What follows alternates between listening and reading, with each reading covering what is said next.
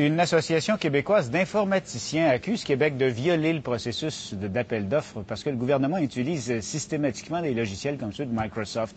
L'affaire va se retrouver devant les tribunaux. Émilie Dubreuil. Quand les fonctionnaires québécois allument leur ordinateur, c'est un logo de Microsoft qui apparaît sur leur écran. Pour la seule période de février à juin, le gouvernement a versé pas moins de 25 millions aux géants américains de l'informatique, et ce, uniquement pour l'achat de logiciels. Tant au gouvernement fédéral qu'au gouvernement provincial, le plus gros chèque qu'ils font, c'est probablement pour les logiciels avec Microsoft. Or, il existe une alternative, le logiciel libre, c'est-à-dire disponible gratuitement sur Internet. C'est un logiciel pour lequel vous avez le choix de qui va en faire l'entretien, qui va faire des améliorations si vous en avez besoin. De plus en plus d'États dans le monde se convertissent au logiciel libre. Le monde entier est en train de faire ce changement technologique. Cyril Béraud dirige une entreprise spécialisée dans l'implantation de logiciels Linux, le Windows du libre. L'homme d'affaires est aussi vice-président de la Facile, une association qui fait la promotion de l'informatique libre.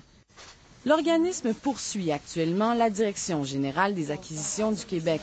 Il prétend que le gouvernement viole sa propre loi sur l'administration publique en donnant sans appel d'offres des contrats à Microsoft ou à d'autres grands fournisseurs. Le gouvernement du Québec n'est pas maître de son système d'information. Il est confronté à la situation de monopole du reste, il est complice de cette situation de monopole. Julius Gray est l'avocat de Cyril Béraud dans une cause semblable contre la Régie des rentes du Québec qui a aussi donné, sans appel d'offres, des contrats à Microsoft.